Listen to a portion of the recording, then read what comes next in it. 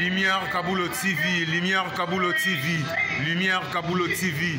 Réflexion avec R9, Fabrice R9, Fabrice. Mobali Madeo, Balingaka, moi c'est l'olanga ninyango, nengo salanga yeleki makasi. Kaboulo TV yo, Lumière Kaboulo, réflexion. Réflexion, double CD Fantomas, Mayo. Il est là, il a toujours. Il a s'abonner, chaîne les amoko. Ça c'est dit, on a s'abonner. Bon, donc, mon yango, YouTube, tout ça, moko gaga. Réflexion, trop bandé, réflexion. Réflexion, lumière Kambolo. Yangwana, balai qui est ça la biso bien. Tous en ciment pour. Et ça la G. Bongo. Toujours. Réflexion, Lumière Kambolo TV. Chaîne Zamoko, vous s'abonnez, vous avez décidé Lumière Kambolo TV. Mbote na biso banso o toza batali pe balandi ya réflexion. Nga Sir Love, nazo répondre motuna oyo etunami. Babotolaka mobali mwasi to mwasi ye moko adesidaka kokende na relation mosusu.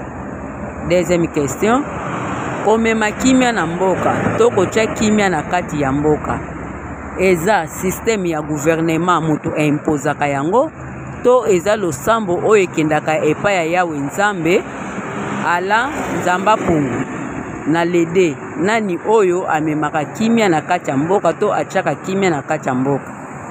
Na première question, kobotola mobali mwasi eza kaka terme moko oyo to utilisaka parce que mwasi oyo aza na relation na ye o batu bayebeli ye ke aza na mobali na ye batu bayebi ke avivaka na intel mobali mosusu aye alingi na maboko intel wana komi mwasi komi mobali yango toloba ke babotoli mobali mwasi me babotola mobali mwasi te.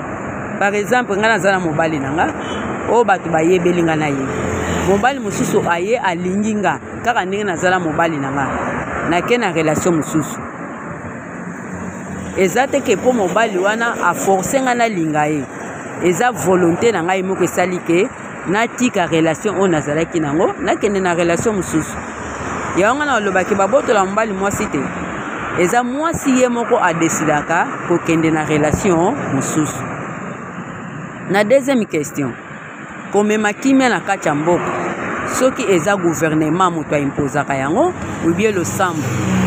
Nga na olobake eza losambo te. Po soki na lobe eza losambo mbele Afrique deja ebonga kala. Eza losambo te. To imagine kaka ndako moko oyo ezangi kimia. Babundaka kaka chaque jour baswanaka kaka. Donc ndako wana kimia ezalaka te. Tokolobaki o losambo mutu oyo opesa kimia na ndako wana eza parent nde mutu akotia kimia na kati na ndako na ye po koswane sila bitumbe sila eza parent eza losambo te eza nde moko mpe na mboka mutu amema kimia na kati ya mboka eza gouvernement parce que aza deja na pouvoir oyo bapesa ye oyo ye azokamba mboka na mayele na ye oyo ye aza nango akotia kimia. Donc ce qui mboka wana ezangi kimia eza pona gouvernement mboka wana pe soki eza na kimia eza pona gouvernement oyo aza na zokamba mboka wana malamu yango mboka wana eza na kimia mboka oyo soki ezangi kimia eza pe pona gouvernement aza wana zokamba mboka mabe yango mboka wana ezangi kimia. Donc pona ngai na mukuse pona réflexion na ngai mutu oyo impozaka kimia na kati ya mboka eza gouvernement eza losambo te. Pe kobotola mobali mwasi mobali babotola ke mwasi te eza mwasi ye moko adesidaka kokende na relation mosusu yango nde réflexion nanga tokutani mbala sima.